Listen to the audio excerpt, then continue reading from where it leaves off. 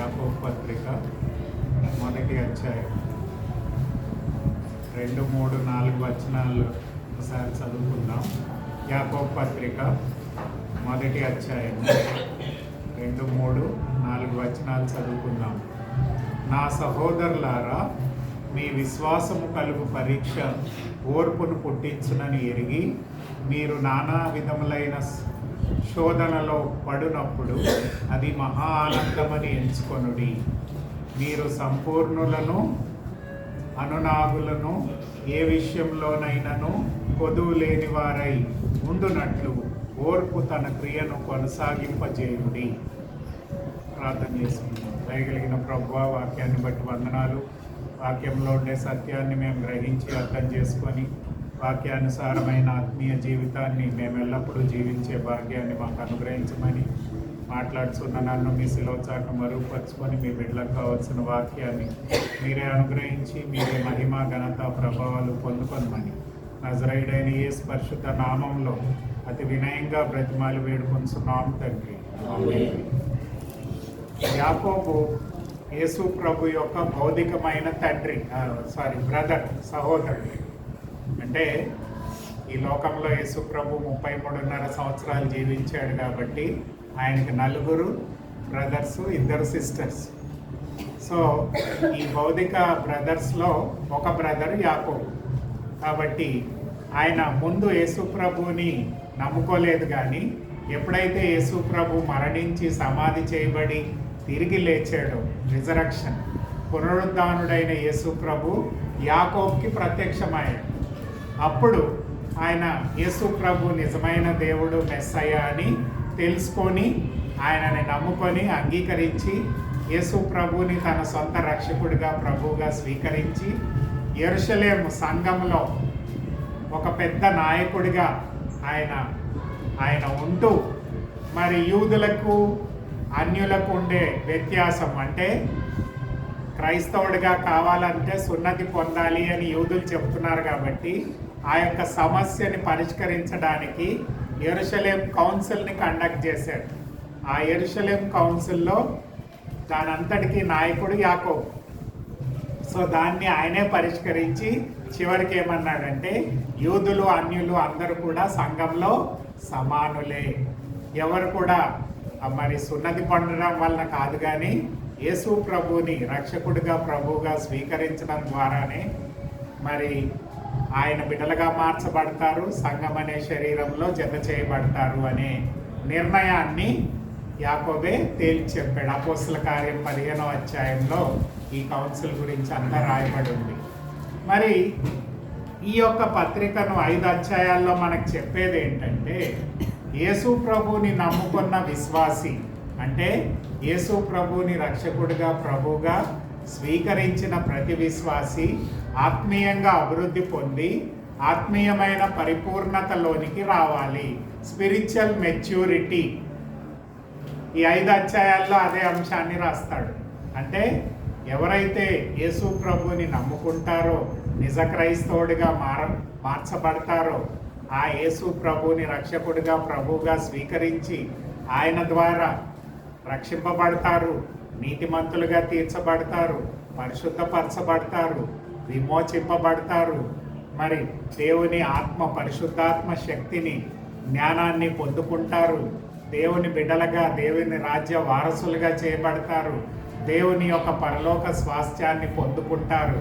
ఈ ఆశీర్వాదాలన్నీ పొందుకున్న ప్రతి విశ్వాసి ఏం చేయాలంట? ఆత్మీయమైన పరిపూర్ణతలోనికి రావాలి. మరి పౌలు కూడా అదే మాటను చెప్తాడు. రోమీయులకు రాసిన గ్రంథం 8వ అధ్యాయము 29వ వచనంలో మనమంతా కూడా యేసు ప్రభు స్వారూప్యంలోనికి మార్చబడాలి అని చెప్తాడు. అలాగే 1 యోహాను పత్రిక 3:2లో కూడా అదే అంశాన్ని యోహాను కూడా చెప్తాడు. ఏమంటాడంటే, ఆయన వచ్చినప్పుడు ఆయన వలె మనం మార్చబడతాం. కాబట్టి ఆత్మీయమైన పరిపూర్ణతలోనికి ప్రతి విశ్వాసి రావాలి, స్పిరిచువల్ మెచ్యూరిటీకి రావాలి. ఎవరు కూడా ఉన్నపాటునే ఉండకూడదు. క్రైస్తవ విశ్వాసి యొక్క దేవుని యొక్క ముఖ్య ఉద్దేశం ఏంటంటే, ఆత్మీయంగా మనము అభివృద్ధి పొందాలి. ఏదో గుడికి వచ్చి వెళ్ళిపోవడం కాదు, లేకపోతే ఏదో నామకార్థ క్రైస్తవులంగా ఉండాలని కాదు. కానీ యేసు ప్రభువుని నమ్ముకొని అంగీకరించి ఆయన ఆశీర్వాదాలను పొందుకున్న మనమందరము ఆత్మీయంగా ఆయన వలె, అంటే యేసు ప్రభు వలె మార్చబడాలి. ఆయన స్వారూప్యంలోనికి దినదినము మార్చబడాలి. 2 కొరింథీ 3:18లో కూడా పౌలు అదే మాటను అంటాడు కదా, ప్రతిరోజు మనము ఆయన యొక్క స్వరూప్యంలోనికి మార్చబడాలి. మరి ఎలా మార్చబడతాము అనే విషయాలు ఇక్కడ యాకోబు కొన్ని మాటలు మనకు చెప్తున్నాడు. వీటిల్ని మనము తెలుసుకోవడం చాలా ప్రాముఖ్యం. మొట్టమొదటి విషయము ఈ 2 నుంచి 2, 3, 4 వచనాల్లో చెప్తున్నాడు ఏంటంటే, మనము ఈ లోకంలో శ్రమలను శోధనలను జయించే వారంగా ఉండాలి. అంటే ప్రతి విశ్వాసికి ఈ లోకంలో ఏమొస్తాయమ్మా? శ్రమలు వస్తాయి, శోధనలు వస్తాయి. అయితే శోధనలేమో సాతాను పెడతాడు, అంతే కదా. శోధనలు ఎప్పుడు పెడతాడు సాతాను? మనము ఈరోజు గుడికి వెళ్ళొద్దులే ఏమవుతుంది అని శోధిస్తాడు, లేకపోతే నీవు ఈ పని చేస్తే ఏమవుతుందిలే అని మనని ఎప్పుడు కూడా సాతాను పడేయాలని చూస్తాడు. సో పడకుండా ఉండడానికి దేవుడు తన పరిశుద్ధాత్మ వరాన్ని మనకి ఇచ్చాడు కాబట్టి మనల్ని శోధనలోంచి జయించడానికి దేవుడు శక్తినిస్తాడు. అంతేకాదు పరీక్షలు కూడా వస్తాయి. టెస్ట్, ట్రయల్స్ అండ్ టెంప్టేషన్స్ అంటారు ఇంగ్లీష్లో. అంటే మనకి ఆత్మీయంగా దేవుడు పరీక్షిస్తాడు. ఆదాము హవ్వని సృష్టించి ఏం చెప్పాడమ్మా? ఇదిగో అన్నీ తినొచ్చు కానీ ఆ పండు తినొద్దు అని చెప్పాడు. ఎందుకు చెప్పాడు? ఈ wanted to test their faith, వారి విశ్వాసాన్ని పరీక్షించడానికి. కానీ వాళ్ళు ఏం చేశారు? సాతాను ద్వారా శోధింపబడి ఆ పండుని తిన్నారు కాబట్టి పాపంలో పడిపోయారు. మరి అబ్రహాం జీవితాన్ని ఒక్కసారి చూడండి. దేవుడు ఆయనకు 3 పరీక్షలు పెట్టాడు. 3 పరీక్షలు పెట్టాడు. మొట్టమొదటి పరీక్ష ఏంటంటే, నీవు నీ ఇంటి వారిని, నీ యొక్క స్వగ్రామాన్ని విడిచిపెట్టి నీ తల్లిదండ్రుల్ని, నీ కుటుంబాన్ని, అంటే నీ బంధువులను విడిచిపెట్టి నీ ఒక్క కుటుంబాన్ని తీసుకెళ్ళి నేను చూపించే ఆ పాలస్తీనా దేశంలో నీవు ఉండాలి అని నిర్ణయించాడు. అయితే అబ్రహాం ఏమయ్యాడండి? వాళ్ళందరినీ వదిలిపెట్టి దేవుడు చూపించిన స్థలంకి వెళ్ళాడు. 75 ఇయర్స్ ఆయన ఏజ్. మరి రెండో పరీక్ష ఏంటంటే చూడండి, లోతు యొక్క పనుల వారికిను, ఆయన నెవ్యూ అయిన లోతుకి, ఆయన అబ్రహాం పని వారికి గొడవ అయింది. అయితే అబ్రహాంకి రెండో పరీక్ష పెట్టాడు. నీ ప్రాపర్టీ కంటే నన్ను ఎక్కువ ప్రేమిస్తున్నావా అని ప్రశ్నించాడు. అయితే లోతుని పిలిచాడు, అయ్యా ఈ గొడవలన్నీ వద్దు, నువ్వు నీకు నచ్చిన ప్లేస్కి నువ్వు వెళ్ళు, వేరే వదిలేని ప్లేస్కి నేను వెళ్తాను అని తీర్మానం చేసుకున్నాడు. మంచి స్థలాన్ని ఎన్నుకున్నాడు లోతు, సొదొమ గొమొర్రాని. సో అక్కడికి ఆయన వెళ్ళాడు, అబ్రహాము వేరే స్థలానికి వెళ్ళాడు. మూడో పరీక్ష పెట్టాడు. ఆదికాండం 22వ అధ్యాయంలో ఉంది. అది ఏంటంటే, దేవుడు ఆయనకి వాగ్దాన పుత్రుడిని ఇచ్చాడు. ఎప్పుడు? ఆయన 100 ఇయర్స్ ఉన్నప్పుడు. అయితే ఇప్పుడు ఏం చెప్తున్నాడు? నీ వాగ్దాన పుత్రుడిని తీసుకెళ్ళి నేను చూపించే కొండ మీద బలర్పించాలి. 3 రోజులు ప్రయాణం చేశాడు. అంటే ఇమీడియట్గా చేయమని లేదు, 3 రోజులు టైం కూడా ఇచ్చాడు. అయితే వెంటనే ఆయన ప్రయాణం చేసి ఆ మోరియా పర్వతానికి వెళ్ళి అక్కడ ఏం చెప్తాడు చూడండి. ఆ 22 ఆదికాండం 22 5వ ఒక్కసారి చదువుదాం.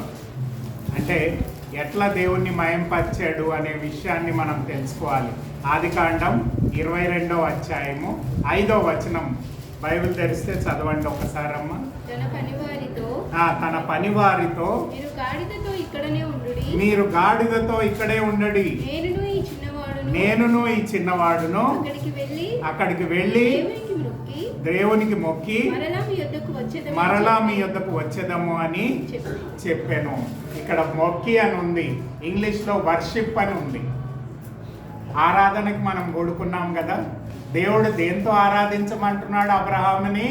నీ కొడుకుని బలి అర్పించి నన్ను ఆరాధించమని చెప్తున్నాడు. అంటే దాంట్లో అర్థం ఏమంటున్నాడంటే, నీకుండే భార్య కావచ్చు, పిల్లలు కావచ్చు, ఆస్తి కావచ్చు, ఏది కావచ్చు, వీటన్నిటికంటే నన్ను ఎక్కువగా ప్రేమించినప్పుడు నీవు నన్ను ఆరాధించగలవు.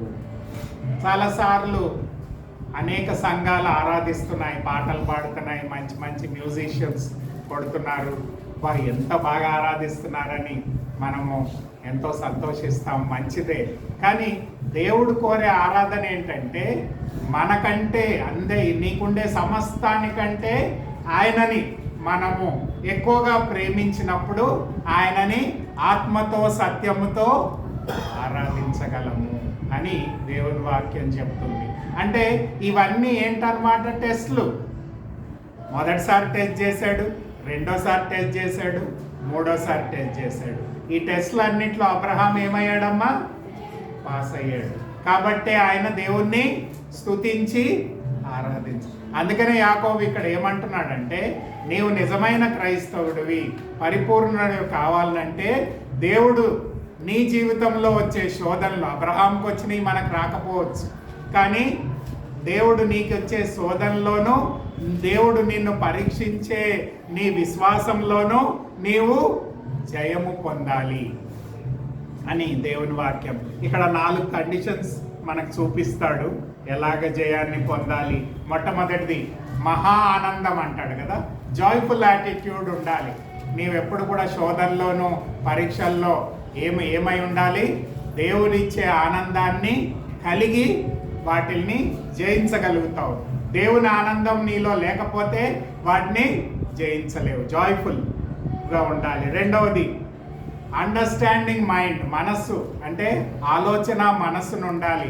చాలాసార్లు మనం ఏమనుకుంటామంటే, అయ్యో నాకు ఈ సమస్యలు వచ్చినాయి, నా ఫ్యూచర్ ఏంటి, నా పరిస్థితులు ఏంటి అని మనం ఎంతో సందేహంతో ఉంటాము.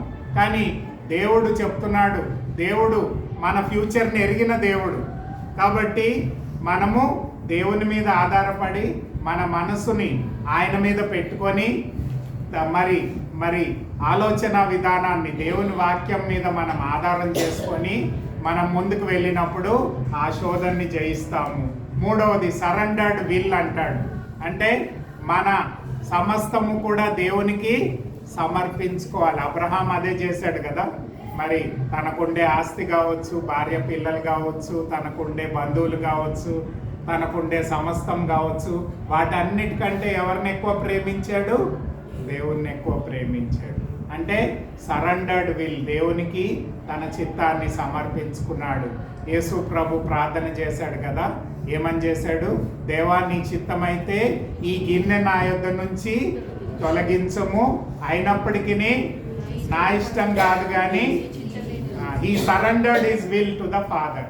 తండ్రికి తన చిత్తాన్ని, అంటే మన చిత్తం కాకుండా దేవుని చిత్తానికి మనం సమర్పించుకున్నప్పుడు శోధనలని, పరీక్షలను మనం జయించవచ్చు అని దేవుని వాక్యం చెప్తుంది. 4వ విషయం ఏంటంటే బిలీవింగ్ హార్ట్, విశ్వాస సహితమైన హృదయాన్ని కలిగి ఉండాలి.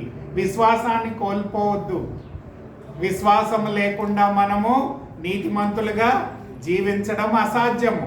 కాబట్టి శోధనలో, పరీక్షల్లో జయం పొందాలంటే అబ్రహాంకు ఒకటే విశ్వాసం ఉంది. ఒకవేళ నా కొడుకుని కత్తిపెట్టి పొడిసేసినా ఏం చేయగలడు దేవుడు? ఆయనని తిరిగి బతికించగలడు. He can resurrect Isaac. అంటే చనిపోయిన ఇస్సాకును కూడా దేవుడు తిరిగి లేపగలడు అనే విశ్వాసాన్ని కలిగి ఉన్నాడు. ఈరోజు మన విశ్వాసం కూడా అలాగుండాలి. దేవుని మీద విశ్వాసం పెట్టాలి. ఆయనకి మన మన మన మన చిత్తాన్ని ఆయన చిత్తానికి సమర్పించుకోవాలి. మరి అంతేకాకుండా మన మనసు ఆయన వాక్యం మీద ఆధారపెట్టుకోవాలి. ఎల్లప్పుడూ ఆనందదాయకమైన జీవితాన్ని, ఆనందమైన భావాన్ని, యాటిట్యూడ్ని మనం కలిగి ఉన్నప్పుడు ఈ పరీక్షలను అంటే ఆత్మీయంగా మనం పరిపూర్ణం కావాలంటే మనము ఈ శోధనలని, పరీక్షలని జయించాలి. అప్పుడే మనము స్పిరిచువల్ మెచ్యూరిటీకి వస్తాము అని యాకోబు మనకి గుర్తు చేస్తున్నాడు. ఈరోజు అందుకనే అంటాడు కదా, 2వ వచనంలో అదే చెప్తున్నాడు కదా, మహా ఆనందంగా ఎంచుకోనండి అని చెప్తున్నాడు. అదే 12వ వచనంలో ఏమంటున్నాడండి? చూడండి ఇక్కడ యాకోబు పత్రిక, సహించువాడు శోధనలను సహించువాడు ధన్యుడు, అతడు శోధనకి నిలిచిన వాడై ప్రభు తాను ప్రేమించిన వారికి వాగ్దానం చేసిన జీవ కిరీటమును పొందును. జీవ కిరీటం. చూడండి, మన జీవితంలో సాతాను పెట్టే శోధనలని, ఆత్మీయమైన పరీక్షలను మనము జయించే వారంగా ఉన్నప్పుడు ఆత్మీయ పరిపూర్ణతలోనికి రావడమే కాకుండా దేవుని ద్వారా మనము బహుమానాన్ని, జీవ కిరీటాన్ని పొందుకుంటాము అని దేవుని వాక్యం మనకు బోధిస్తుంది. ప్రియమైన దేవుని బిడ్డలారా, ఆనందంతో, విశ్వాసంతో మన చిత్తాన్ని దేవునికి సమర్పించుకొని వాక్యాన్ని ఆధారం చేసుకున్నప్పుడు మనము శోధనలని, పరీక్షలను మనం జయించగలుగుతాము. ఆత్మీయమైన పరిపూర్ణతలోనికి మనం ఎదుగుతాము అని దేవుని వాక్యం చెప్తుంది. రెండో విషయం చూడండి. రెండో విషయం ఏంటంటే ఆత్మీయమైన జ్ఞానాన్ని పొందుకొనండి. 5వ వచనం చదవమ్మా. మొదటి యాకోబు పత్రిక 1వ అధ్యాయము 5వ వచనంలో ఉంది. మీలో ఎవనికైనాను జ్ఞానము కొదువుగా ఉన్న ఎడల అతడు దేవుణ్ణి అడగవలెను, అప్పుడు అతనికి అనుగ్రహింపబడును. చూడండి, దేవుడు జ్ఞానాన్ని ఇచ్చే దేవుడు.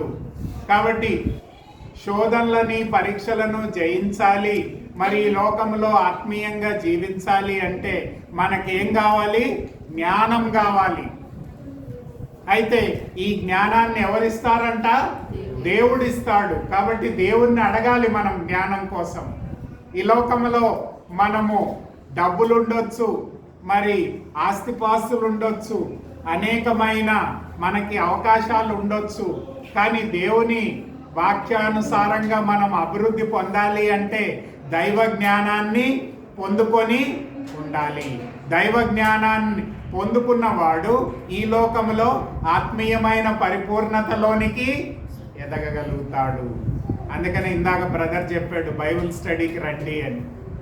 అంటే దైవ జ్ఞానాన్ని మనం పెంచుకోవాలి. We must cultivate spiritual knowledge. కాబట్టి 3వ అధ్యాయం 13 నుంచి 18 మీరు చదవకండి, నేను చెప్తాను. యాకోబు పత్రిక 3వ అధ్యాయం 13 నుంచి 18 మీరు ఇంటికి వెళ్ళి చదువుకోండి. అక్కడ ఏమంటాడంటే ఈ లోక జ్ఞానము కంటే దైవ జ్ఞానము గొప్పది. అర్థలీ నాలెడ్జ్, స్పిరిచువల్ నాలెడ్జ్. లోక జ్ఞానము, దైవ జ్ఞానము, ఈ రెండింటితో పోల్చుకున్నట్లయితే దైవ జ్ఞానం పొందడము గొప్పది. వి నోడ్ స్పిరిచువల్ విజ్డమ్. ఈ లోకంలో సమస్యలు వచ్చినప్పుడు, ఇబ్బందులు వచ్చినప్పుడు, మన ఇంటిలో గొడవ వచ్చినప్పుడు, సంఘంలో గొడవలు వచ్చినప్పుడు, లేకపోతే మన సమాజంలో గొడవలు వచ్చినప్పుడు మనము దేన్ని ఉపయోగించాలి? దైవ జ్ఞానాన్ని ఉపయోగించాలి. మా ఫ్లాట్స్లో ఏదో గొడవ అయితే ఒక ఆయన కువైట్ నుంచి ఫోన్ చేస్తున్నాడు, ఒక ఆయన ఇక్కడి నుంచి ఫోన్ చేస్తున్నాడు, ఏం చేద్దామని.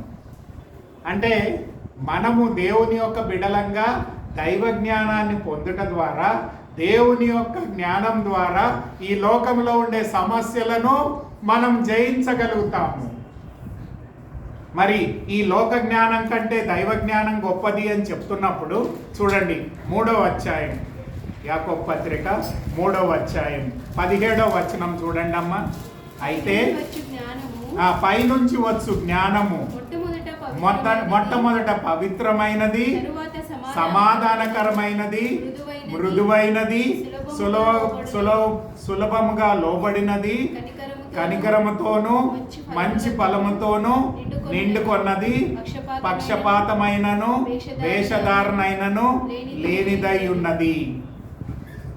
దైవ జ్ఞానంలో ఉండే మంచి గుణ లక్షణాలని చెప్తున్నాడు. ఈ లోక జ్ఞానంలో ఎట్లా ఉంటదంట? పక్షపాతం ఉంటదంట, వేషధారణ ఉంటదంట. అంటే సాధారణంగా మనం లోకంలో చూసినట్లయితే వాళ్ళు మనలను ఎంతో ప్రేమతో ఆహ్వానించినట్టు మాట్లాడతారు, ఎంతో మనని గౌరవించినట్టు మాట్లాడతారు. కానీ అది ఏంటిది? అది వేషధారణతో కూడినది. It is only hypocrisy. ఈ లోకంలో ఉండే జ్ఞానం అంతా కూడా వేషధారణతోనూ స్వలాభముతోనూ కూడి ఉన్నది. కానీ దైవ జ్ఞానం పొందినవాడు ఏం చేస్తాడంట? ఎలా ఉంటాడంట? పరిశుద్ధంగా ఉంటాడంట, నీతితో కూడినదిగా ఉంటదంట, సమాధానంతో కూడినదిగా ఉంటదంట, వేషధారణ లేనిదిగా ఉంటదంట. అంటే మనం అందరి లాభాన్ని కోరే వారంగా ఉంటాము, ఇతరులకు మేలు చేసే వారంగా ఉంటాము. మన కుటుంబానికే కాదు కానీ ఈ సమాజానికి కూడా లాభం చేసే జ్ఞానాన్ని దేవుడు తన దైవ జ్ఞానం ద్వారా మనకు అనుగ్రహిస్తాడు. కాబట్టి ఈ లోక జ్ఞానము కంటే దైవ జ్ఞానము గొప్పది అని యాకోబు మనకి చెప్తున్నాడు. అయితే మనం ఏం చేయాలంట? ముందుగా ప్రార్థన చేసి దేవుని సహాయాన్ని కోరాలి. బైబిల్ ఉట్టిగా చదవకూడదు. ఫస్ట్ ఏం చేయాలి? ప్రేయర్ చేయాలి. దేవా, నాకు ఈ వాక్యంలో ఉండే సత్యాన్ని బయలుపరచు అని మనం ప్రార్థనతో, దేవుని ఆత్మశక్తితో ఈ వాక్యాన్ని చదివినప్పుడు దేవుడు మనకి ఆ దైవ జ్ఞానాన్ని అనుగ్రహిస్తాడు. వాక్యం ద్వారానే కాదు, వాక్యం ద్వారానే, ప్రార్థన ద్వారానే, సహవాసం ద్వారానే, సంఘం ద్వారానే దేవుని యొక్క వాక్యము మనము మన దైవ జ్ఞానాన్ని పొందుకోగలుగుతాము. మరి చిన్నప్పుడు నేను సిబిసికి వెళ్ళేవాడిని. అయితే చాలామంది పడుకునే వాళ్ళు, నిద్రపోయేవాళ్ళు, కానీ నేను ఆ మెసేజ్ మొదటి నుంచి చివరి దాకా వినేవాడిని. నాకుండే పాయింట్స్ని నేను వీలైతే నోట్ చేసుకునేవాడిని. ఎందుకు చెప్తున్నానంటే నా గొప్పతనం అని కాదు, కానీ మనము దైవ సహవాసం ద్వారా, అందుకనే అపోస్తల బోధ యందును, ప్రార్థన యందును, సహవాసం అందును, రొట్టె విడిచుట యందును ఎడతెగకు ఉన్నారు. ఎందుకంటే వాళ్ళు జ్ఞానాన్ని పొందుకున్నారు, లోకాన్ని తలకిందులు చేశారు. ఈరోజు మనము ఆ దైవ జ్ఞానాన్ని పొందుకోవాలని దేవుని వాక్యం మనకు బోధిస్తుంది. ఆ వాక్యం ద్వారా వచ్చే ఆశీర్వాదాలను మనం పొందుకొని మన కుటుంబానికే కాదు కానీ, మన సంఘానికే కాదు కానీ, మన చుట్టూన్న సమాజానికి కూడా మనం ఆశీర్వాదాన్ని తెచ్చేవారంగా ఉండాలి. దైవ జ్ఞానం. అందుకనే సాతాను యేసు ప్రభువుని శోధించినప్పుడు ఏం చేశాడు? దేన్ని వాడాడు? దైవ జ్ఞానాన్ని వాడాడు, వాక్యాన్ని వాడాడు. వాక్యం ఇలా చెప్తుంది అని సాతాన్ని ఆ వాక్యం ద్వారా ఓడించాడు అని మనం చూస్తున్నాము. ఈ లోకంలో దైవ జ్ఞానాన్ని మనం పొందుకున్నప్పుడు ఈ లోక జ్ఞానంలో ఉండే వారి కంటే దేవుడు మనల్ని బలంగా వాడుకుంటాడు. పేతులు ఏం చదువుకున్నాడమ్మా? ఒక ఫిషర్మెన్, అంటే ఏం చదువుకోలేదు, 10th కూడా పాస్ అయి ఉన్నాడు. మరి దేవుని యొక్క జ్ఞానాన్ని పొందుకున్నప్పుడు, వాక్యాన్ని ప్రకటించినప్పుడు కొన్ని వేల మంది రక్షణ పొందారు. దైవ జ్ఞానాన్ని పొందుకున్నాడు. ఈరోజు మనం ఆ దైవ జ్ఞానాన్ని పొందుకోవాలని దేవుని వాక్యం మనకు బోధిస్తుంది. అప్పుడు మనం ఆత్మీయంగా అభివృద్ధి పొందుతాము అని దేవుని వాక్యం చెప్తుంది. మూడో విషయం ఏంటంటే listening and obeying the word of God. దేవుని వాక్యాన్ని విని విధేయత చూపించాలి అని దేవుని వాక్యం మనకు బోధిస్తుంది. మొదటి అధ్యాయము 19వ వచనం నుంచి 25వ వచనం వరకు ఈ మాటలు రాయబడి ఉన్నాయి. సరే, మనము 23 నుంచి 25 వచనాలని ఒకసారి చూద్దాం. చూడండి.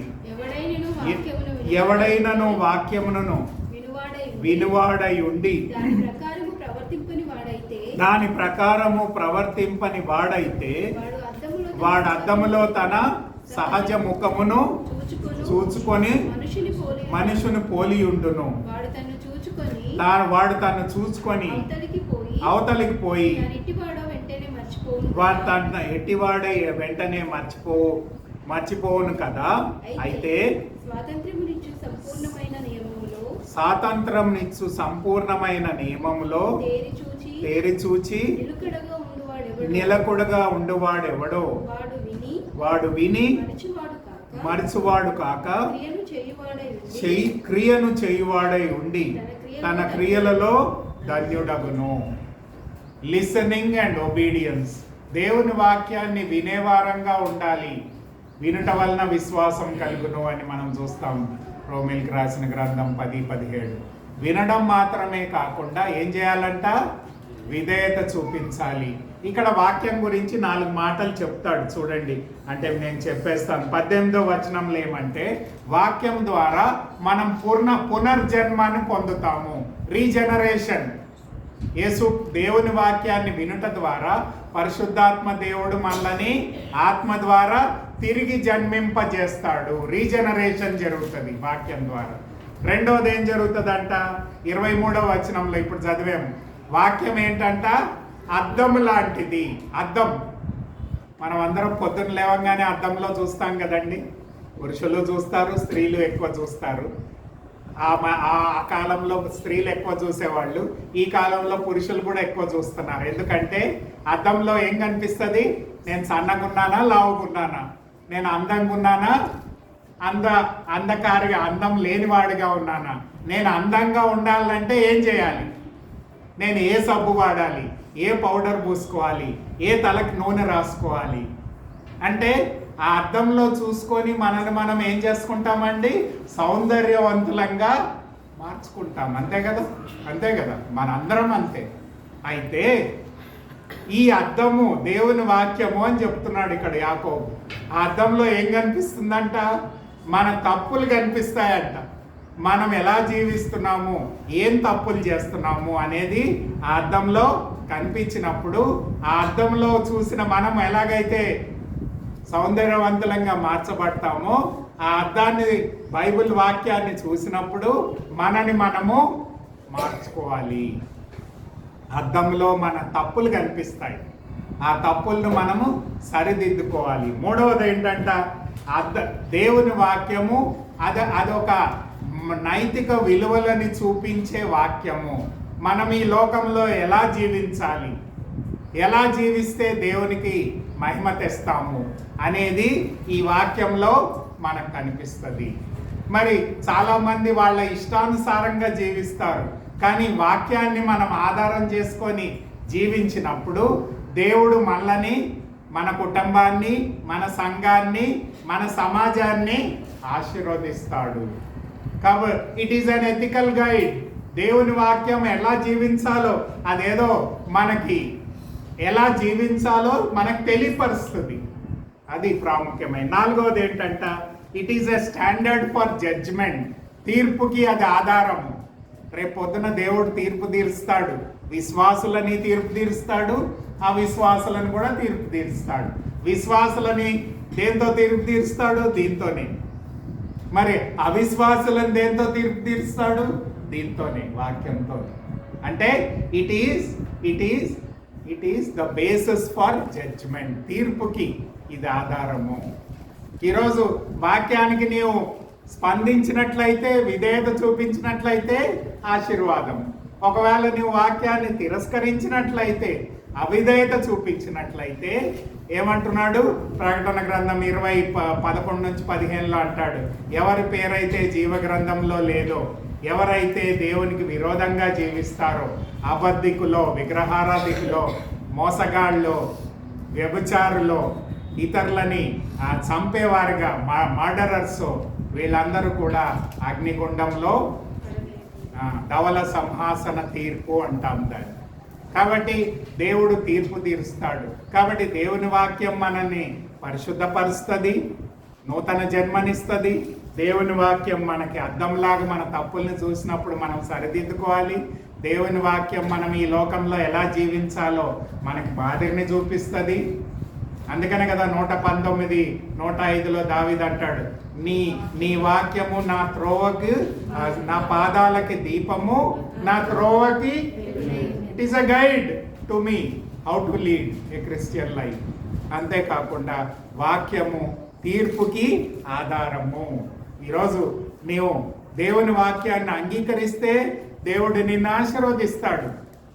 ఒకవేళ నీవు దాన్ని రిజెక్ట్ చేస్తే దేవుని తీర్పులో ఆయన ఉగ్రతకి, శాపానికి పాలిభాగస్థులమై ఉంటాము అని దేవుని వాక్యం చెప్తుంది.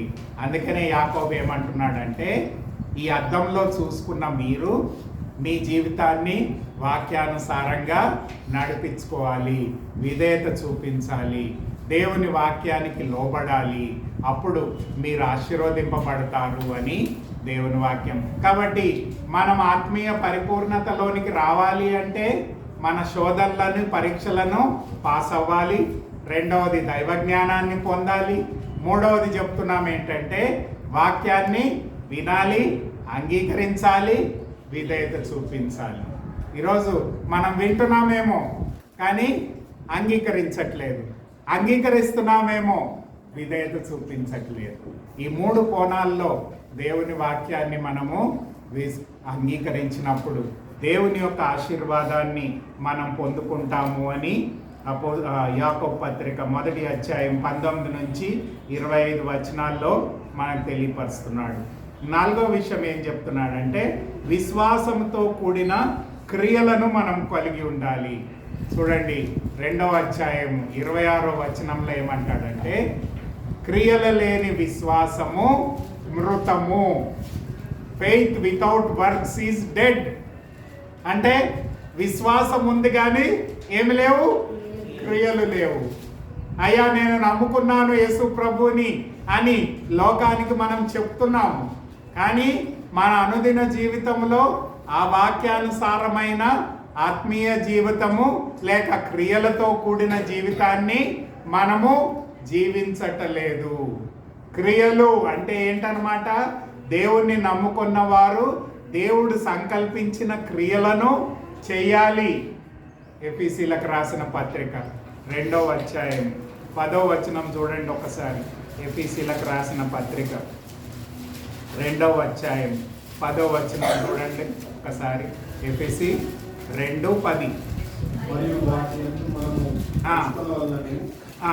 మరియు వాటి యందు మనము నడుచుకొనవలనని దేవుడు ముందుగా సిద్ధపరిచిన సక్రియలను చేయుటకై మనము క్రీస్తు యేసునందు సృష్టింపబడిన వారమై ఆయన చేసిన పని అయి ఉన్నాము. చూడండి, దేవుడు ముందుగా సిద్ధపరిచిన సత్క్రియలను చేయుటకై అంటే దేవుడు నిన్ను రక్షించాడు దేనికోసము అంటే రక్షణకు క్రియలు చేయక్కర్లేదు. యేసు ప్రభు ఆ సిలువలో చేసిన కార్యాన్ని నీవు విశ్వాసంతో అంగీకరిస్తే రక్షింపబడతావు. కానీ రక్షింపబడిన నీవు ఏం చేయాలంట? దేవుడు నీ కొరకు ముందుగా నిర్ణయించిన సత్క్రియలను నీవు అనుదినము నీ జీవితంలో చేస్తూ ఉండాలి. ఇక్కడ 3 విషయాలు చెప్పాడు, మీరు ఇంటికి వెళ్ళాక చదువుకోండి. ఏమంటాడంటే 27వ వచనంలో ఏమంటాడంటే మీరు ఎవరిని ప్రేమించాలి. అందుకనే మనం చేస్తున్నాం కదా ఎవ్రీ ఇయర్. చూడండి 1వ అధ్యాయము 27వ వచనం చూడమ్మా. తండ్రి అయిన దేవుని ఎదుట పవిత్రులను నిష్కలంకులైన భక్తి ఏదనగా చూడండి దిక్కులేని పిల్లలను విధవరాళ్లను వారి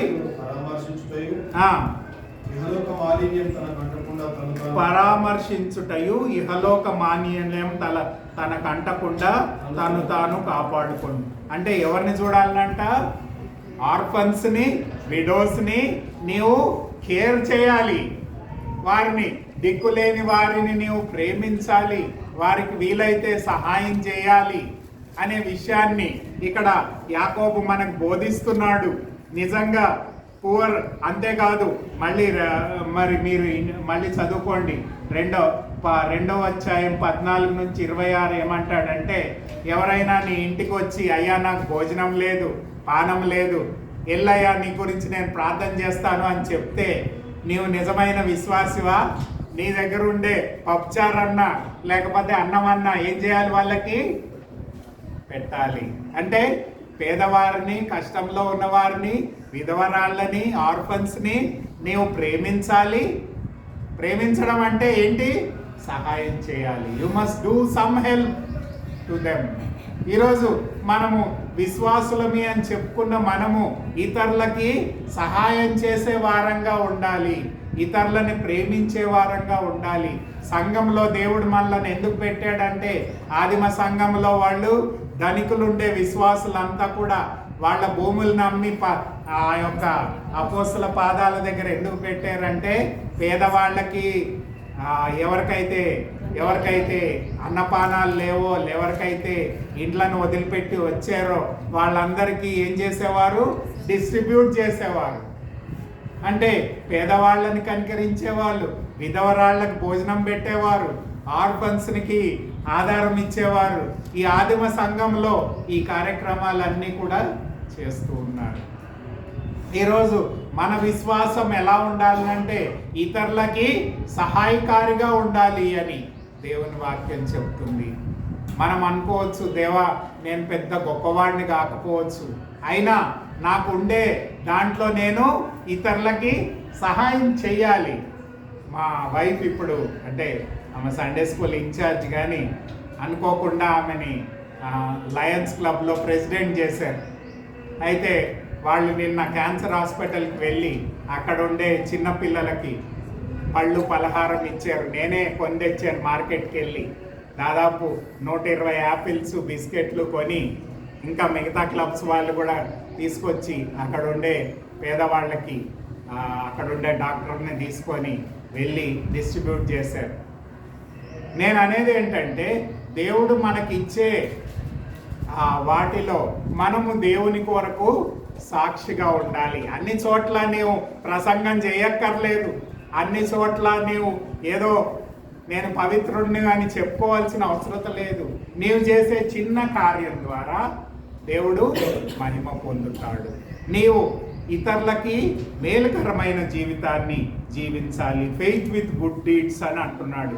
ఎవరైతే అలాంటి జీవితాన్ని జీవిస్తారో వాళ్ళు దీవించబడతారు. 4వ అధ్యాయం 16వ వచనం చూడండి ఒకసారి. 4వ అధ్యాయము 17వ వచనం ఈ తెలుగులో. కాబట్టి మేలైనది చేయనెరిగియు అలాగు చేయని వారిని పాపము కలుగును. అంటే దేవుడు నీకు ఆధిక్యత ఇచ్చినప్పుడు, వేరే వాళ్ళకి మేలు చేయడానికి నీకు అవకాశం ఉన్నప్పటికీ నీవు చేయకపోతే ఏమవుతున్నావు అన్నమాట? నువ్వు పాపం చేస్తున్నావు అన్నమాట. చూడండి ఎంత ప్రాక్టికల్గా మాట్లాడుతున్నాడో. క్రైస్తవత్వం అంటే ఏదో పాటలు పాడుకొని మెసేజ్ విని వెళ్ళిపోవడం కాదు. క్రైస్తవత్వం అంటే మన అనుదిన జీవితంలో దేవుడు కోరిన జీవితాన్ని జీవించడం. It is a life, it is a life style అంటాం. లేకపోతే అనుదిన జీవితంలో మనం ఎలా జీవించాలో యాకోబు చెప్తున్నాడు. అయితే ఆ జీవితాన్ని నీవు జీవించినప్పుడు దేవుడు నీ జీవితం ద్వారా మహిమ పొందుతాడు. ప్రాక్టికల్ క్రిస్టియానిటీ అని అంటాడు. అయితే ప్రాక్టికల్ రైచియస్నెస్ అంటారు, నీతితో కూడిన జీవితం. ఈరోజు మన జీవితంలో క్రియలతో కూడిన విశ్వాసాన్ని మనం కలిగి ఉన్నామా? మన శోధనలని, పరీక్షలని మనం జయిస్తున్నామా? దైవ జ్ఞానాన్ని కలిగి ఉన్నామా? వాక్యాన్ని మరి వినేవారంగా, అంగీకరించే వారంగా, విధేయత చూపించే వారంగా ఉన్నామా? విశ్వాసంతో కూడిన సత్క్రియలను మనం చేసే వారంగా ఉంటున్నామా? మనకు అబ్రహాము, రాహాబు ఒక ఎగ్జాంపుల్స్ ఇచ్చాడు అక్కడ 2వ అధ్యాయం 14 నుంచి 26లో. వాళ్ళు ఎలా ఉన్నారంట? వాళ్ళ జీవితంలో దేవుని యొక్క గుణ లక్షణాలను ప్రదర్శించారు. ఈరోజు మనము ప్రాక్టికల్ మన అనుదిన జీవితంలో దేవుడు మనకిచ్చిన దాంట్లో, దేవుడు మనకిచ్చే ఆశీర్వాదాలను బట్టి మన అనుదిన జీవితంలో ఎలా జీవిస్తున్నాము అనేది మనం ప్రశ్నించుకోవాలి. విశ్వాసంతో కూడిన క్రియలను మనం కలిగి ఉండాలి అని చెప్తున్నాడు. 5వ విషయం ఏమంటున్నాడంటే మన యొక్క నాలుకని కంట్రోల్లో పెట్టుకోవాలి. 3వ అధ్యాయం 2వ వచనం చూడండి. అనేక విషయములలో మనమందరమును తప్పిపోవచ్చున్నాము. ఎవడైనను మాట యందు తప్పని ఎడల అట్టివాడు లోపము లేనివాడై తన సర్వ శరీరము స్వాధీనమందు ఉంచుకొన శక్తి గలవాడవును. అంటే మన టంగుని, మన నాలుకని కంట్రోల్లో పెట్టుకోవాలి. 3వ అధ్యాయం 1వ వచనం నుంచి 12వ వచనం దాకా చెప్తాడు. 1వ అధ్యాయము 26వ వచనంలో కూడా ఈ నాలుకని గురించే మాట్లాడతాడు. నాలుక ఎలాంటిదంట? చాలా మన శరీరంలో చిన్న అవయవం, కానీ అది ఎలా అంట? పవర్ఫుల్ అంట. ఎలా అంట?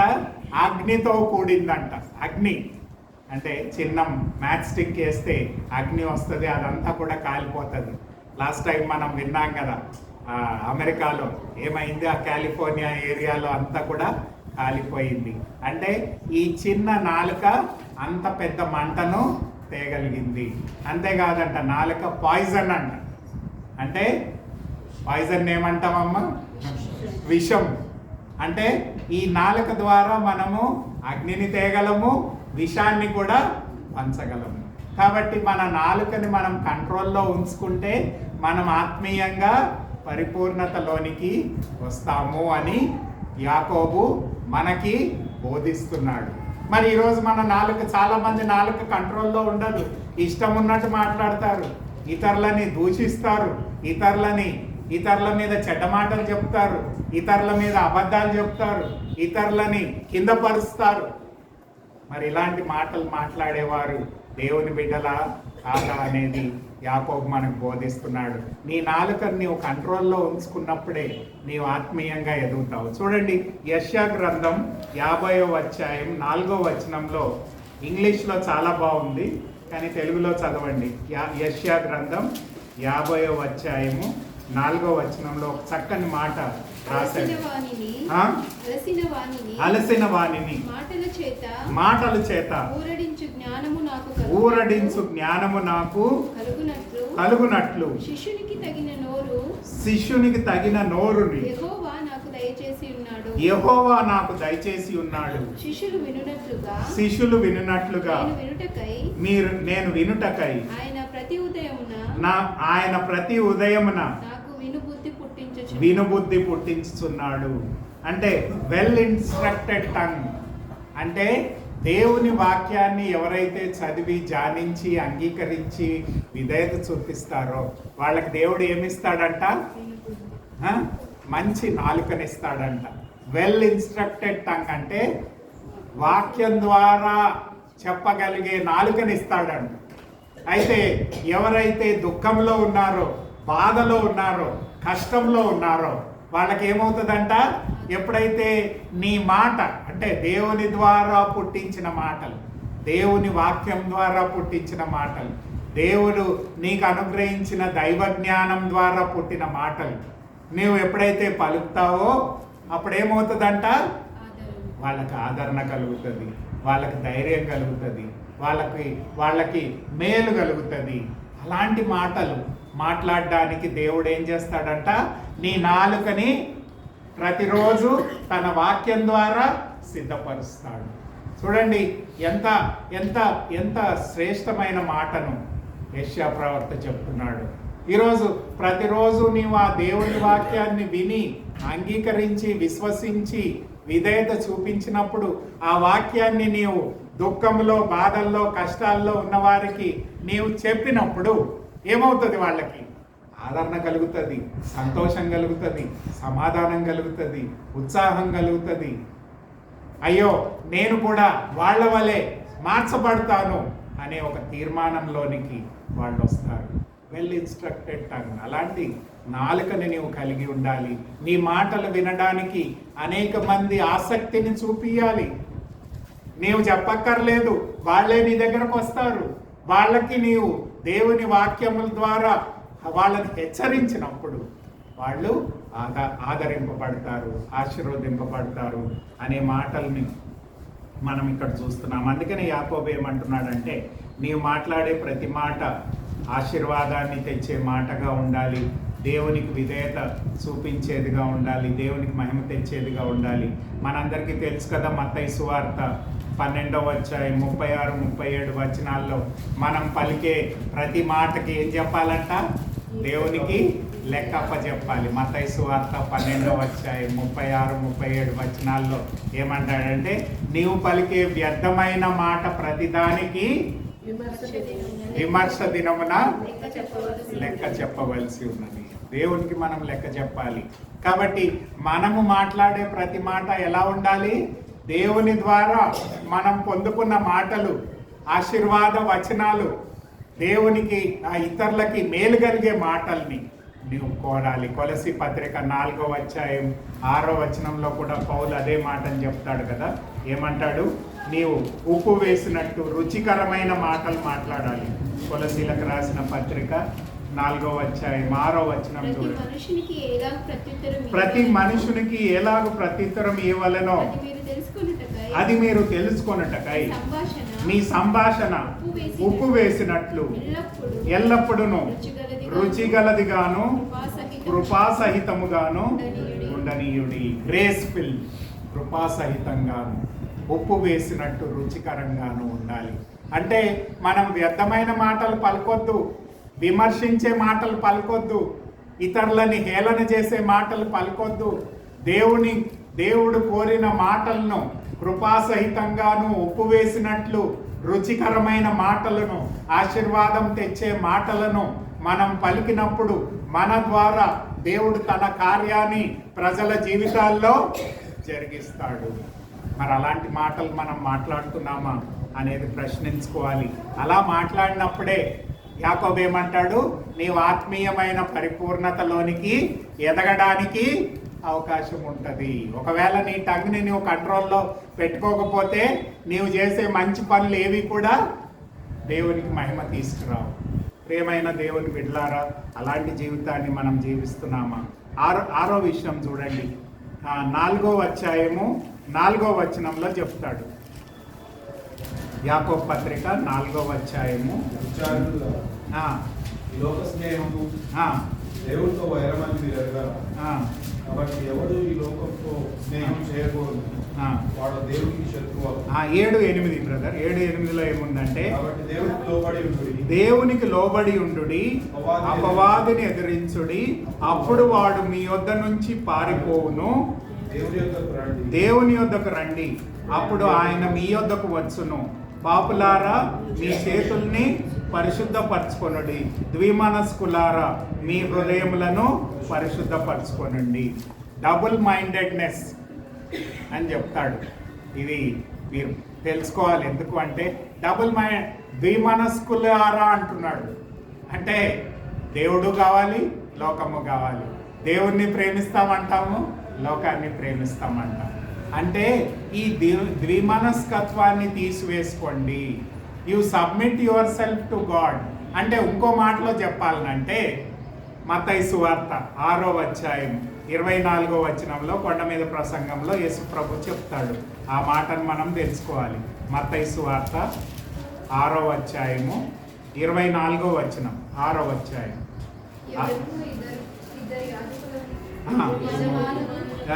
ఎవడును ఇద్దరు యజమానులను దాసుడుగా ఉండనేరడు. అతడు ఒకడిని ద్వేషించి ఒకడిని ప్రేమించును, ఒకడిని పక్షముగా ఉండి ఒకడిని తృణీకరించును. మీరు దేవునికిని సిదికిని దాసులుగా ఉండనేరరు. అంటే కొంతమంది దేవుణ్ణి ప్రేమిస్తారు, డబ్బును ప్రేమిస్తారు. అంటే 2 పడవల్లో కాలు పెడతారు. అయితే ఏమవుతుందంట, 2 పడవల్లో కాలు పెడితే కింద పడిపోతారు. అంటే నీవు దేవుడినన్నా ప్రేమించు, డబ్బునన్నా ప్రేమించు, 2 ఎందుకు నీకు? ఇది డబ్బే కావాలంటే డబ్బునే ప్రేమించు.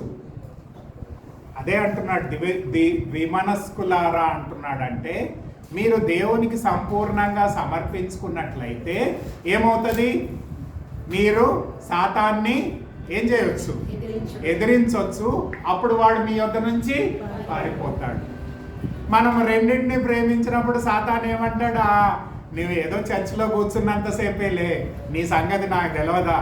నువ్వు బయటికి రాగానే 24 గంటలు ఎట్లా జోబులు వేసుకోవాలనేదే నువ్వు ఆలోచన చేస్తావు. కాబట్టి నీ ద్విమనస్కత్వం కలిగి ఉన్నావు కాబట్టి సాతాను పొమ్మన్నా నీ దగ్గర నుంచి పోడు. ఎందుకు అంటే నీవు సాతాన్ని ప్రేమిస్తున్నావు, దేవుణ్ణి ప్రేమిస్తున్నావు.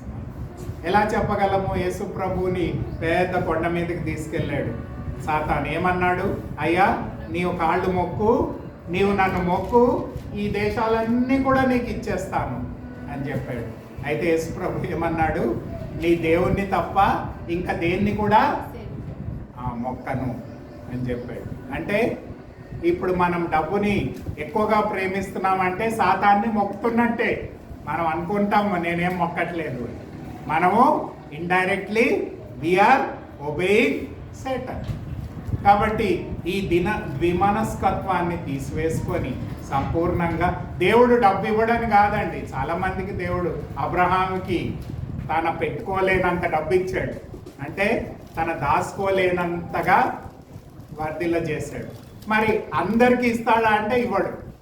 అందరికీ ధనవంతుల ఈ లోకంలో కాదు. క్రైస్తవుల్లో కొంతమంది ధనవంతులు ఉన్నారు, కొంతమంది పేదవాళ్ళు కూడా ఉన్నారు. పేదవాళ్ళు ఎందుకున్నారండి అని మీరు అడిగితే నాకు దానికి సమాధానం లేదు. అంటే బోత్ ఆర్ దేర్. దేవుడు ఇవ్వదలుచుకుంటే నీకు రిచెస్ ఇస్తాడు, ఇవ్వదలుచుకోకపోతే నువ్వు ఉన్నదాంతో తృప్తి పొందాలి.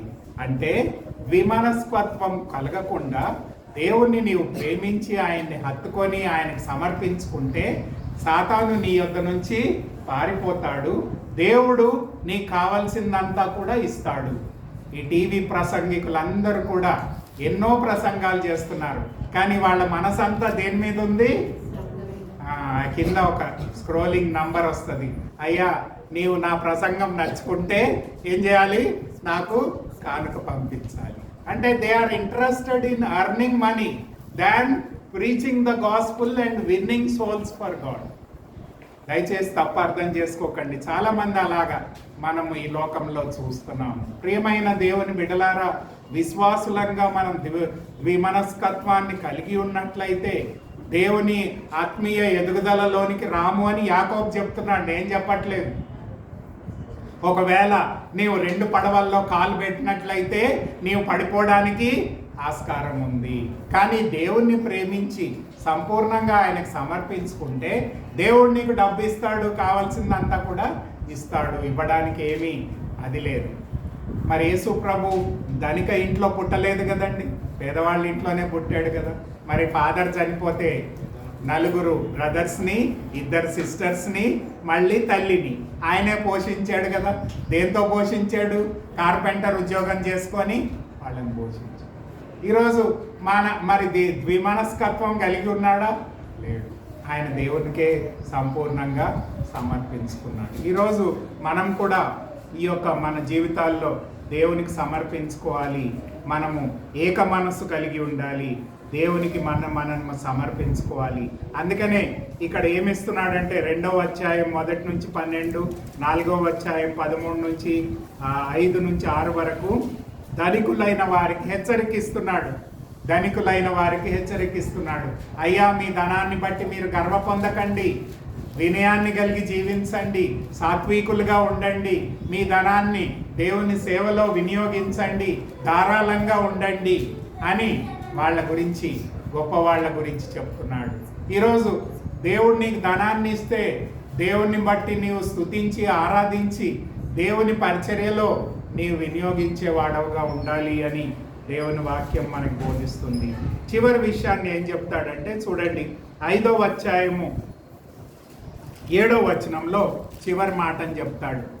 ఆ యాకోబు పత్రిక 5వ అధ్యాయము 7వ వచనంలో, సహోదరులారా ప్రభు రాకడ వరకు ఓపిక కలిగి ఉండుడి, చూడుడి, వ్యవసాయకుడు తొలకరి వర్షమును కడవరి వర్షమును సమకూడు వరకు విలువైన భూఫలమును నిమిత్తము ఓపికగా కాచుకొని దాని కొరకు కనిపెట్టును కదా. చూడండి ఇక్కడ ఏం చెప్తున్నాడంటే యేసు ప్రభు యొక్క 2వ రాకడ కొరకు సిద్ధపడండి. ఆత్మీయమైన పరిపూర్ణత దేనికి కావాలండి? యేసు ప్రభు తిరిగి వచ్చినప్పుడు ఆయన వలె మనం చేయబడాలి, ఆయన ఉన్నట్టుగానే మనం మార్చబడాలి, ఆయన స్వారూప్యంలోనికి మనము రావాలి. కాబట్టి ఇక్కడ యాకోబు ఇవన్నీ ఫస్ట్ మనకు ముందెందుకు చెప్పాడు? ఏమని చెప్పాడు? మీ శోధనని జయించండి అంటున్నాడు, మీ పరీక్షలను జయించండి అంటున్నాడు, మరి దైవ జ్ఞానాన్ని మీరు కలిగి జీవించండి అంటున్నాడు. మరి అంతేకాకుండా దేవుని వాక్యాన్ని వినండి, అంగీకరించండి, విధేయత చూపించండి అంటున్నాడు.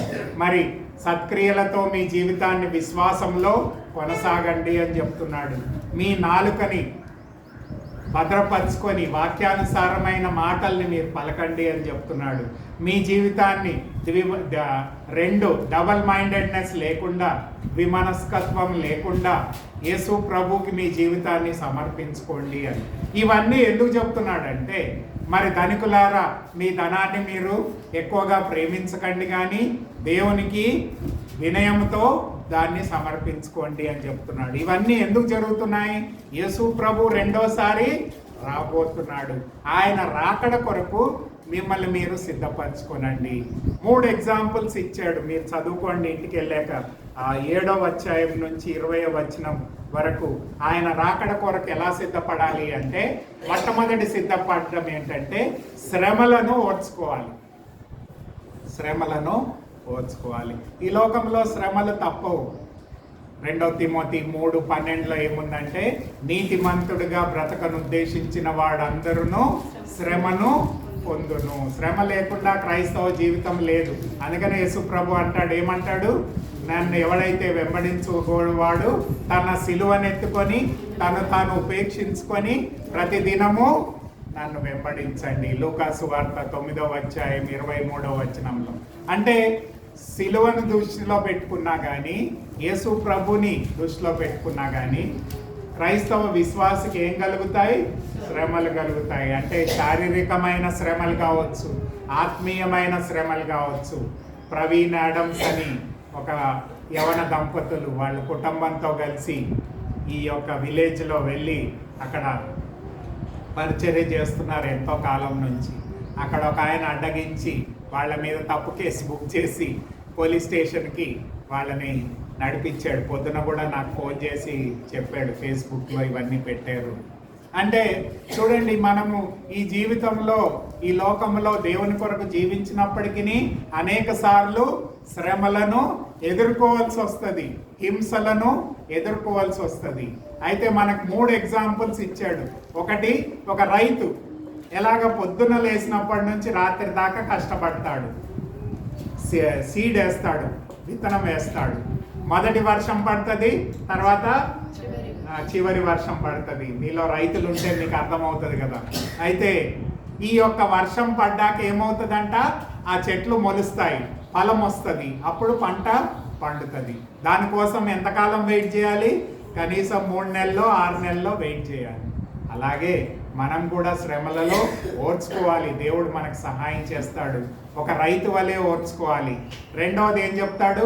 ప్రవక్తల ఎగ్జాంపుల్ ఇస్తాడు. పాత నిబంధనలో ప్రవక్తలు ఉన్నారు కదా. ఈ ప్రవక్తలందరూ కూడా దేవుని వాక్యాన్ని చెప్తే వాళ్ళకి నానా రకమైన హింసలు ఎదుర్కోవాల్సి వచ్చింది. ఇర్మియా ప్రవక్త కావచ్చు, యెషయా ప్రవక్త కావచ్చు, ఇంకా అనేక మంది ప్రవక్తల్ని వాళ్ళు ఏం చేశారంటే హింసించారు, కొంతమందిని చంపారు. మరి అపోస్తులు కూడా దాదాపు 12 మంది కూడా, ఒక యోహాన్ తప్ప మిగతా వారందరూ కూడా హతసాక్షులయ్యారు. అంటే వీళ్ళందరూ కూడా దేవుని కొరకు శ్రమను సహించారు. మనకు అలాంటి శ్రమలేమీ లేవు. మనని ఎవడు కొట్టట్లేదు, తిట్టట్లేదు, మన ఎవడు చంపట్లేదు. అయినా మనం పని చేయమనుకోండి, అది వేరే విషయం. కానీ శ్రమలను మనం సహించే వారంగా ఉండాలి. అందుకనే ఒక ఫార్మర్ ఎగ్జాంపుల్ ప్రవక్త యోబు గురించి కూడా చెప్తాడు. యోబుకి ఏం చేశాడండి దేవుడు? ఏం చేశాడు? ఒక పిల్లలు చనిపోయారు, ఆస్తి పోయింది, ఆరోగ్యం పోయింది, అన్నీ పోయింది. అయినా సరే యోబు తన విశ్వాసాన్ని కోల్పోలేదు అని దేవుని వాక్యంలో చూస్తున్నాము. 42వ అధ్యాయంలో దేవుడు తన విశ్వాస పరీక్షలో నెగ్గినందుకు తిరిగి ఆయనకు కావాల్సిందంతా కూడా దేవుడు అనుగ్రహించాడు. కాబట్టి ఈ ఎగ్జాంపుల్స్ ఎందుకు ఇచ్చాడంటే, మనం కూడా మన యొక్క సమస్యల్లో, మన యొక్క శ్రమలో మనం ఓర్పును సహనాన్ని కలిగి జీవించాలి. ఎలాగా? ఒక రైతు వలె, ఒక ప్రవక్త వలె, యోబు వలె మన ఆత్మీయ జీవితంలో వచ్చే శ్రమలను మనం ఎదుర్కోవాలి. రెండవది, ప్రార్థనావారులుగా ఉండాలి. 13 నుంచి 18 వచనాల్లో విశ్వాస సహితమైన ప్రార్థన రోగిని స్వస్థపరచును. విశ్వాసంతో మనం ప్రార్థన చేసినప్పుడు దేవుడు మన సమస్యలను తొలగిస్తాడు అని దేవుని వాక్యం చెప్తుంది. మూడవది ఏంటంటే 19-20 వచనాలు చూడండి. ఎవరైతే దేవుని నుంచి తప్పిపోయారో వాళ్ళని తిరిగి సమకూర్చాలి. చూడండి, యాకోబు పత్రిక 5వ అధ్యాయం 19-20 వచనాల్లో చెప్తాడు, నా సహోదరులారా మీలో ఎవడైనను సత్యము నుంచి తొలగిపోయినప్పుడు మరి ఒకడు అతనిని సత్యమునకు మరలించిన ఎడల పాపిని వాని తప్పు మార్గము నుంచి మరలించువాడు మరణము నుంచి ఒక ఆత్మను రక్షించి అనేక పాపములను కప్పివేయునని తాను తెలుసుకొనవలను. అంటే తప్పిపోయిన వాళ్ళని తిరిగి సమకూర్చాలి. ఎవాంజలిజం అంటే దేవుని వాక్యాన్ని ప్రకటించడం అంటే 3 విధాలుగా ప్రకటించాలి అని ఇక్కడ మనకి యాకోబు తెలియపరుస్తున్నాడు.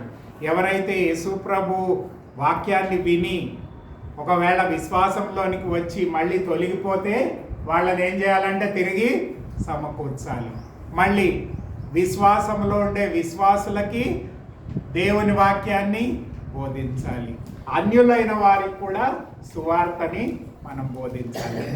3 మినిస్ట్రీస్ ఉన్నాయి మనకి. అన్యులకు సువార్త చెప్పాలి, పడిపోయిన విశ్వాసులని తిరిగి సమకూర్చాలి, విశ్వాసులని ఆత్మీయంగా బలపరచడానికి పరిచర్య చేయాలి. ఈ 3 పరిచర్యలు మనం చేసిన వారమై ఉన్నట్లయితే దేవుని రాకడ కోసము మనం సిద్ధపడిన వారం అవుతాము అని చెప్తున్నాడు. అంటే శ్రమలను ఓర్చుకోవాలంట, ప్రార్థనా పరులుగా ఉండాలంట, దేవుని సేవను అనేకులకి అందించేవారుగా ఉండాలి. అది దేవుని రాకడ కోసము మనం సిద్ధపడతాము. ప్రియమైన దేవుని బిడ్డలారా, ఈ గుణ లక్షణాలను మనం కలిగి ఉండాలి. అప్పుడే దేవుడు మనని ఆత్మీయమైన పరిపూర్ణతలోనికి నడిపిస్తాడు అని దేవుని వాక్యం మనకు బోధిస్తుంది. నీ శ్రమలలో, నీ కష్టాల్లో ఓర్పుతో, సహనంతో నీవు జీవించాలి. ప్రార్థనాపరుడుగా ఉండాలి. ఇతరులని, అవిశ్వాసులని, విశ్వాసులని నీవు బలపరిచేవాడంగా ఉండాలి. రక్షణలోనికి, ఆత్మీయ మెరుగులోనికి నడిపించేవాడవుగా ఉండాలి. పడిపోయిన వాళ్ళని తిరిగి సమకూర్చేవారంగా ఉండాలి. ప్రియమైన దేవుని బిడ్డలారా, ఇలాంటి పరిచర్య మనం చేస్తున్నామా? ఆత్మీయమైన పరిపూర్ణతలోనికి రావడానికి మనం ప్రయాసపడినప్పుడు దేవుడు మన జీవితం ద్వారా తన ఉన్నతమైన ప్రణాళికను మన జీవితంలో నెరవేర్చుకుంటాడు అని దేవుని వాక్యం మనకు బోధిస్తుంది. ఆత్మీయమైన పరిపూర్ణతలోనికి రావాలి అని యాకోబు మనకి ఈ విషయాలన్నీ తెలియపరిచాడు. ఈరోజు మనం ఎలాంటి ఆత్మీయ జీవితాన్ని జీవిస్తున్నామో మనం పరీక్షించుకోవాలి. దేవుడు మనకు పెట్టే శోధనలో, సాతాను మనకు పెట్టే శోధనలో, దేవుడు పెట్టే పరీక్షల్లో మనం నెగ్గుతున్నామా? ఆత్మీయమైన జ్ఞానాన్ని మనం పొందుకుంటున్నామా? దేవుని వాక్యాన్ని విని అంగీకరించి విధేయత చూపిస్తున్నామా?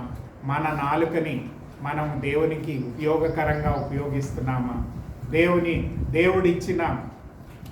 దేవుడిచ్చిన ఆ యొక్క పిలుపుకి మనం లోబడే వారంగా ఉంటున్నామా?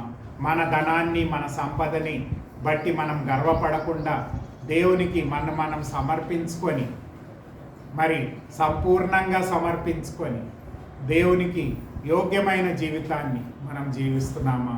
ఆయన రాకడ కోసం మనం సిద్ధపడే వారంగా ఉంటున్నామా అనేది మనం ప్రశ్నించుకోవాలి. ఇప్పుడు ఈ 7 విధాలుగా మనం అభివృద్ధి పొందినప్పుడే దేవుని యొక్క సేవను, అంటే దేవుని యొక్క పరిపూర్ణతలోనికి మనం ఎదుగుతాము అని యాకోబు మనకి ఈ పత్రికలో కొన్ని మాటలు చెప్తున్నాడు.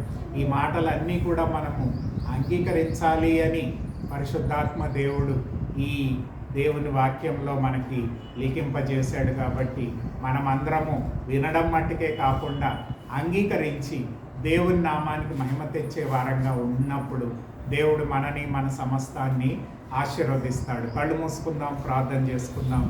ఈ విధంగా ఆత్మీయమైన పరిపూర్ణతలోనికి రావడానికి మనం ప్రయాసపడదాం. దయగలిగిన ప్రభువా, ఈ మధ్యాహ్నకాల సమయంలో వాక్యాన్ని యాకోబు పత్రికలో మేము ధ్యానించి ఉన్నాము. ప్రభువా, మా యొక్క శోధనలోను, పరీక్షల్లోనూ మేము జయం పొందడానికి మాకు సహాయం చేయండి. దైవ జ్ఞానాన్ని మాకు అనుగ్రహించండి. వాక్యానికి అంగీకరించి లోబడే జీవితాన్ని మాకు అనుగ్రహించండి. మా యొక్క నాలుకను మీ వాక్యం ద్వారా మేము ప్రభువా సిద్ధపరచుకొని యోగ్యమైన మాటలను మేము పలకడానికి మాకు సహాయం చేయండి. ప్రభువా, మేము ద్విమనస్కత్వాన్ని కలిగి ఉండకుండా ప్రభువా మీకు మా జీవితాన్ని సమర్పించుకొని డబ్బు కంటే సమస్తం కంటే మిమ్మల్ని మేము ఎక్కువగా ప్రేమించి లోబడి మీ నామానికి మహిమ తెచ్చే వారంగా సాతాన్ని ఎదిరించి మా జీవితంలోంచి పారిపోయే విధంగా ప్రభువా మేము మా జీవితాన్ని చక్కపరుచుకునే భాగ్యాన్ని మాకు దయచేయండి. మీకు సంపూర్ణంగా లోబడి సాతాన్ని ఎదిరించి ప్రభువా సాతాను పెట్టే చిక్కుల్లో మేము జయం పొందడానికి మాకు సహాయం చేయండి. అంతేకాకుండా మీ రాకడికి మేము సిద్ధపడే వారంగా ప్రభువా అనేకమైన సమస్యలను శ్రమలను మేము జయకరంగా ఎదుర్కోవడానికి మాకు సహాయం చేయండి. ప్రార్థనా పరులంగా మేము జీవించడానికి సహాయం చేయండి. పడిపోయిన వారిని ప్రభువా మీ వాక్యాన్ని ఎరగని వారికి ప్రభువా సంఘ విశ్వాసులకి మీ యొక్క సువార్తను మీ యొక్క వాక్యాన్ని ప్రకటించడానికి ఆత్మీయమైన మెరుగులోనికి నడిపించడానికి మమ్మల్ని సిద్ధపరచండి. ప్రభువా యోగ్యమైన ఆత్మీయ పరిపూర్ణతలోనికి మేమందరం కూడా రావడానికి మాకు సహాయం చేయండి. సంఘాన్ని పరిచర్యని ఆశీర్వదించండి. సరిహద్దులను విశాలపరచండి. మీ నామానికి ఘనత తెచ్చుకొనండి.